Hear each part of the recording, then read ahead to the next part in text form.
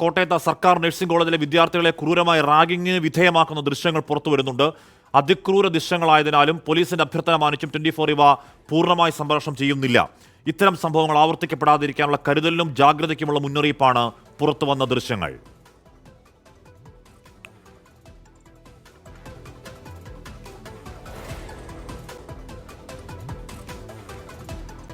പ്രിയപ്പെട്ട പ്രേക്ഷകരെ, ഇത് അങ്ങേയറ്റം ക്രൂരമായ ദൃശ്യങ്ങളാണ്. ഇതിൻ്റെ ശബ്ദം നമ്മൾ മ്യൂട്ട് ചെയ്തിരിക്കുന്നത് കാരണം അത്രത്തോളം നരമേധപരമായ, അത്രത്തോളം ക്രൂരമായ, അത്രത്തോളം ഒരു വിദ്യാർത്ഥികൾ സഹപാഠികളോട് ഇത്രയധികം ക്രൂരന്മാരാകുമോ എന്ന രീതിയിലുള്ള ശബ്ദമായതുകൊണ്ടാണത്. അങ്ങേയറ്റം ക്രൂരമായ ഡംബൽസ് അടക്കം നമുക്ക് വിവരിക്കാൻ കഴിയാത്ത രീതിയിലുള്ള ക്രൂരതകൾ ഈ റാഗിംഗ് എന്ന പേരിൽ ആ കുട്ടിക്ക് നേരിടേണ്ടി വന്നു. അതിൻ്റെ ദൃശ്യങ്ങളാണ് ആ പ്രേക്ഷകർ കാണുന്നത്. പക്ഷേ അത് പൂർണ്ണാർത്ഥത്തിൽ നമുക്ക് കാണിക്കാൻ നിർവാഹമില്ലാത്തതുകൊണ്ടാണ്. അത് പോലീസിന് അഭ്യർത്ഥന മാനിച്ചു. മാത്രമല്ല അത് നമുക്ക് അങ്ങനെ കണ്ടിരിക്കാൻ കഴിയാത്ത ദൃശ്യങ്ങളാണത് എന്നതുകൊണ്ടുകൂടിയാണ്. ടോബി ജോൺസൺ ചെയ്യുന്നു. ടോബി, നമ്മൾ പറഞ്ഞു കേട്ടപ്പോൾ ഇത്രയും ക്രൂരമായിരുന്നു ആ ദൃശ്യങ്ങൾ, ഇത്രയും ക്രൂരമായിരുന്നു ആ പീഡനം എന്ന് കരുതിയിരുന്നില്ല. കരുതിയതിനപ്പുറം അങ്ങേയറ്റത്തെ ക്രൂരത. ടോബി. ഹാഷ്മി, തീർച്ചയായിട്ടും ആ ദൃശ്യങ്ങൾ തന്നെയാണ് ഇതിലെ പ്രധാന തെളിവ്. അത് സംപ്രേഷണം ചെയ്യുന്നതിലുള്ള ഒരു ബുദ്ധിമുട്ട് അതാണ്. അതായത് പോലീസ് നമ്മളോട് പറഞ്ഞത് ഏറ്റവും പ്രധാനപ്പെട്ട തെളിവാണ്, അതുകൊണ്ട് തന്നെ അത് ഒരു നിർണായക തെളിവാണ്.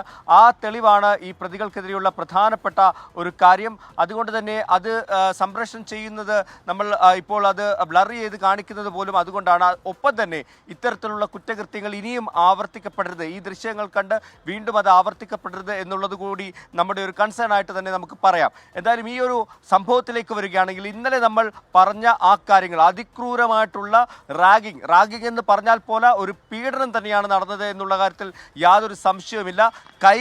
ഒരു വിദ്യാർത്ഥിയുടെ കൈകാലുകൾ കട്ടിലിൽ കെട്ടിയിടുന്നു. ആ കട്ടിലിൽ കെട്ടിയിട്ട ആ ഒരു തോർത്ത് കൊണ്ട് ആ കാല് മുറിഞ്ഞ് അതിൽ നിന്നും രക്തം വരുന്നുണ്ട്.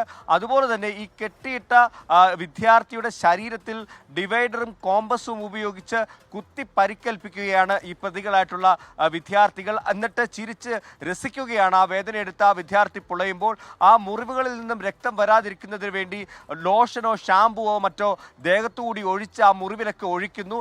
ശബ്ദമുണ്ടാക്കുമ്പോൾ വായിലേക്ക് പോലും ഈ ഷാമ്പുവോ ലോഷനോ ഒഴിച്ചു കൊടുക്കുന്ന കാഴ്ചയും നമുക്കതിൽ കാണാൻ സാധിക്കുന്നുണ്ട്. അതിനുശേഷമാണ് ഈ ഡംബൽ പോലെ ഭാരമുള്ള വസ്തു എടുത്ത് ഈ വിദ്യാർത്ഥിയുടെ ജനനേന്ദ്രിയത്തിൽ വെച്ച് പരിക്കേൽപ്പിക്കുന്നത്. അപ്പോഴും ഈ വിദ്യാർത്ഥി കരയുന്നുണ്ട്. ആ വിദ്യാർത്ഥി കരയുകയും നിലവിളിക്കുകയും ചെയ്യുമ്പോൾ ചിരിച്ചുകൊണ്ടാണ് ഈ പ്രതികൾ സമീപത്ത് നിൽക്കുന്നതെന്നും ആ ദൃശ്യങ്ങളിൽ നിന്ന് കാണാം. അത്രത്തോളം ക്രൂരമായിട്ടുള്ളൊരു പീഡനമാണ് നടന്നത്. അതിൻ്റെ ദൃശ്യങ്ങളാണ് ഇപ്പോൾ പുറത്തു വന്നിരിക്കുന്നത്. എന്തായാലും റാഗിംഗ് അടക്കമുള്ള നിർണായക വകുപ്പുകൾ ചുമത്തിയാണ് കേസെടുത്തിരിക്കുന്നത്. 5 പ്രതികൾക്കെതിരെയാണ് കേസ്. ഇത്രയും വലിയ സംഭവം ഉണ്ടായിട്ടും ഇതിന് തൊട്ടടുത്ത മുറിയിൽ താമസിക്കുന്ന ഈ വാർഡന്റെ ചുമതലയുള്ള ഉദ്യോഗസ്ഥൻ അത് കണ്ടില്ല എന്നുള്ളൊരു വിശദീകരണം കോളേജിന്റെ ഭാഗത്തു നിന്നും ഇന്നലെ വന്നിരുന്നു. അതുകൊണ്ട് തന്നെയാണ് വിശദമായിട്ടുള്ള അന്വേഷണത്തിലേക്ക് പോലീസ് പോകുമെന്ന് പറയുന്നത്. ഈ സംഭവം നടന്നത്, അതായത് നമ്മളിപ്പോൾ കാണിക്കുന്ന ഈ ദൃശ്യങ്ങൾ നടന്ന ദിവസം എന്ന് പറയുന്നത് ഡിസംബർ 13-ാം തീയതിയാണ്. ആ ഡിസംബർ 13-ാം തീയതിയാണ് ഏറ്റവും ക്രൂരമായിട്ടുള്ള ഈ ദൃശ്യങ്ങൾ പ്രേക്ഷകരെ കാണിക്കാൻ ഒരു തരത്തിൽ നിർവാഹമില്ലാത്തതുകൊണ്ട് നമ്മളല്ലാതെ മാസ്ക് ചെയ്യാത്ത ദൃശ്യങ്ങൾ കാണുമ്പോൾ ഇത് എന്തൊരു ഭീകരമാണ്. ഈ കുട്ടികൾക്ക് എങ്ങനെയാണ് ഇങ്ങനെ ആവാൻ കഴിയുന്നത്? ആ കുട്ടി കിടന്ന് കരയുന്നുണ്ട്. ഈ ഡ്രസ്സ് നമ്മൾ ഡ്രസ്സ് പറന്നു പോകാൻ ഇടാവുന്ന ക്ലിപ്പ് ശരീരത്തിലാകമാനം കുത്തിവെക്കുന്നുണ്ട്. സെൻസിറ്റീവ് ഭാഗങ്ങളൊക്കെ കുത്തിവെക്കുന്നുണ്ട്. ഡംബൽസ് എടുത്ത് സ്വകാര്യ ഭാഗങ്ങളിൽ വെക്കുന്നുണ്ട്. ഡിവൈഡർ ഇട്ട് നമ്മൾ ഈ നാഭി എന്ന് പറയുന്ന ഭാഗത്ത് ഡിവൈഡർ കുത്തി ഈ കോമ്പസ് കുത്തി ഇങ്ങനെ കറക്കി മുറിവേൽപ്പിക്കുന്നുണ്ട്. മുറിവേറ്റ ഭാഗങ്ങളിൽ ലോഷൻ പോലെ ഒന്ന് ഒഴിക്കുന്നുണ്ട്. വായിലടക്കം ഒഴിക്കുന്നുണ്ട്. കിടന്ന് കരയുന്നുണ്ട്. കയ്യും കാലും കെട്ടിയിട്ടിരിക്കുകയുമാണ്. ഇത് കേട്ട് ഈ കുട്ടികൾ അട്ടഹാസമാണ്. ഇത് ചെയ്യുന്ന കുട്ടികൾ അങ്ങേയറ്റത്തെ അട്ടഹാസമാണ്. ഏതെങ്കിലും ചെയ്യുന്നത് അങ്ങേയറ്റത്തെ മര്യാദകേടും അങ്ങേയറ്റത്തെ ക്രൂരതയുമാണെന്ന ഒരു ബോധ്യവുമില്ലാതെ ഈ കുട്ടികൾ അത് കണ്ട് അവിടെ കിടക്കുന്ന ഒരു സഹപാഠിയുടെ വേദന കണ്ട് ചിരിക്കുന്ന കുട്ടികൾ ഇവരെ എന്ത് ചെയ്യേണ്ടതാണ് ടോബി? എന്താണ് ഇവരെ ചെയ്യേണ്ടത്? തീർച്ചയായിട്ടും ആശ്വി, ഇത് തന്നെയാണ് പോലീസും ചോദിക്കുന്നത്. അതായത് ഇത്തരത്തിലുള്ള കർശന നിയമങ്ങൾ ഉണ്ടായിട്ടും അതൊന്നും വകവെക്കാതെ ഇത്തരത്തിലുള്ള ഒരു ക്രൂര വിനോദത്വം എന്ന് വേണമെങ്കിൽ പറയാം, അത് ആസ്വദിക്കുകയാണ്. അതായത് ഒരാൾ വേദനിക്കുമ്പോൾ അത് ആസ്വദിക്കുന്ന വിദ്യാർത്ഥികൾ, അവരുടെ മനോഭാവം, അവരുടെ മനോനില ഏത് അവസ്ഥയിലാണെന്ന് പോലും സംശയിക്കേണ്ടി വരുന്നു. അത്തരം ക്രൂരമായിട്ടുള്ള പീഡനമാണ് നടന്നത്. ഇതിനെ റാഗിംഗ് എന്ന് പറഞ്ഞ് പോലും തള്ളിക്കളയാൻ സാധിക്കില്ല. ഒരു ക്രൂര പീഡനം, ഒരു മനുഷ്യജീവനെ കുത്തി പരിക്കേൽപ്പിക്കുക, വേദനിപ്പിക്കുക, അത് കണ്ട് രസിക്കുക, ചിരിക്കുക, ഇതൊക്കെ എങ്ങനെയുള്ള ഒരു സാധാരണ മനുഷ്യന് ചെയ്യാൻ സാധിക്കുന്നതാണോ? അതായത് കൊടും ക്രിമിനലുകൾ ചെയ്യുന്ന തരത്തിലുള്ള ഒരു ചെയ്തി നമ്മൾ കണ്ടിട്ടുള്ള ഈ സിനിമകളിലും മറ്റുമൊക്കെ കണ്ടിട്ടുള്ളത് പോലെ തന്നെ ഇങ്ങനെ വേദനിപ്പിക്കുമ്പോൾ അത് കണ്ട് രസിക്കുന്ന വില്ലന്മാരെയൊക്കെ നമ്മൾ കണ്ടിട്ടുണ്ട്. പക്ഷേ ഒരു നിത്യജീവിതത്തിൽ ഇത്തരത്തിൽ ഒരു വിദ്യാർത്ഥികൾ ഇങ്ങനെ ചെയ്യുന്നു എന്ന് പറയുമ്പോൾ അതിൻ്റെ ഗൗരവം വലുതാണ്. ഈ സ്കൂളിൻ്റെ ഈ കോളേജിൻ്റെ ഗവൺമെൻറ് കോളേജാണ്, മെഡിക്കൽ കോളേജിനകത്തുള്ള ഗവൺമെൻറ് നേഴ്സിംഗ് കോളേജാണ്. അതിൻ്റെ മുൻവശത്ത് ഇന്നലെ നമ്മൾ അവിടെ ഇതിൻ്റെ പ്രിൻസിപ്പാളുമായി ബന്ധപ്പെട്ട് പ്രിൻസിപ്പാളിൻ്റെ ചുമതലയുള്ള ആളുടെ ബൈറ്റ് എടുക്കാൻ വേണ്ടി, പ്രതികരണം എടുക്കാൻ വേണ്ടി അവിടെ ചെന്നപ്പോൾ ആ കവാടത്തിൽ ഒട്ടിച്ചു വെച്ചിട്ടുണ്ട് ഇവിടെ റാഗിങ് നടക്കില്ല, ആൻറ്റി റാഗിങ്ങുമായി ബന്ധപ്പെട്ട പോസ്റ്ററുകൾ പതിച്ചിട്ടുണ്ട് ആ കോളേജിൻ്റെ മുൻവശത്ത്. അത്തരമൊരു സ്ഥാപനത്തിൻ്റെ ഹോസ്റ്റലിലാണ് ഇങ്ങനെയുള്ള ക്രൂരമായിട്ടുള്ള റാഗിങ് അരങ്ങേറിയതെന്ന് പറയുമ്പോൾ അത് ഒരു നമുക്ക് തലകുനിക്കേണ്ടി വരും. എന്താണ് ഇവിടെ നടക്കുന്നത് എന്നുള്ളൊരു ചോദ്യം തന്നെ ചോദിച്ചു പോകും. പോലീസ് അതുകൊണ്ട് കർശനമായിട്ടുള്ള നടപടികളുമായിട്ടാണ് പോലീസ് മുന്നോട്ട് പോകുന്നത്. കൂടുതൽ പ്രതികളുണ്ടോ, മുൻപ് സമാനമായ രീതിയിൽ ഇത്തരം കുറ്റകൃത്യങ്ങൾ ഇവർ ചെയ്തിട്ടുണ്ടോ എന്നതടക്കമുള്ള കാര്യങ്ങൾ പരിശോധിക്കുകയാണ്. കൂടുതൽ വിദ്യാർത്ഥികളുടെ മൊഴി ശേഖരിക്കുന്നുണ്ട്. ഇത് ദീർഘനാൾ എന്ന് പറഞ്ഞാൽ ഏകദേശം ഒരു മാസങ്ങളായി ഈ ക്രൂരമായ റാഗിംഗ് തുടരുന്നു എന്നുള്ളതാണ് പറയുന്നത് ഈ കുട്ടികൾ തന്നെ. അപ്പോൾ ഇവിടെ ഹോസ്റ്റൽ വാർഡൻ ഉണ്ടാവേണ്ടതാണ്, അല്ലെങ്കിൽ ഒരു ഹൗസ് കീപ്പർ ഉണ്ടാവേണ്ടതാണ്. ഇതൊന്നും ആരും അറിയുന്നില്ല. ഇവിടെ ഈ ഇത്തരത്തോളം കൊല്ലാക്കൊല, ഇതാൾ മരിച്ചു ഇത്രയൊക്കെ മതിയല്ലോ. അത്തരത്തിൽ മനുഷ്യനെ കൊല്ലുന്ന രീതിയിൽ എന്ന് പറഞ്ഞാൽ ഡിവൈഡ് ഇട്ട് പുക്കിൾ കുത്തുകയാണ്. ഇത്തരത്തിലുള്ള അക്രമങ്ങൾ കാണുമ്പോൾ ആരും ഒന്നും അറിഞ്ഞില്ല എന്നാണോ ടോബി മനസ്സിലാക്കേണ്ടത്? തീർച്ചയായിട്ടും ഇന്നലെ പ്രിൻസിപ്പലിന്റെ ചുമതലയുള്ള ലിനി ജോസഫ് നമ്മളോട് പറഞ്ഞത് അതാണ്. ഇങ്ങനെ ഒരു സംഭവം നടന്നിട്ട് ഞങ്ങൾ ആരും അറിഞ്ഞില്ല.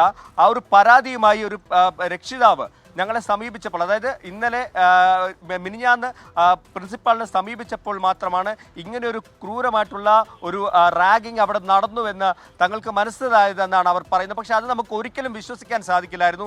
ആ വാർത്താ സമ്മേളനത്തിൽ ഇരുന്നുകൊണ്ട് തന്നെ നമ്മളത് ചോദിക്കുകയും ചെയ്തു. ഇവിടെ ഒരു വാർഡൻ ഇല്ലേ, ഫുൾ ടൈം വാർഡൻ ഇതിനുണ്ടാകേണ്ടതല്ലേ? അപ്പോൾ ഈ വാർഡൻ എന്ന് പറയുന്നത് ഈ പ്രിൻസിപ്പാളിന് തന്നെയാണ് വാർഡൻ്റെ ചുമതല. ഒരു ഹൗസ് കീപ്പറെ അവിടെ നിയോഗിച്ചിട്ടുണ്ട്.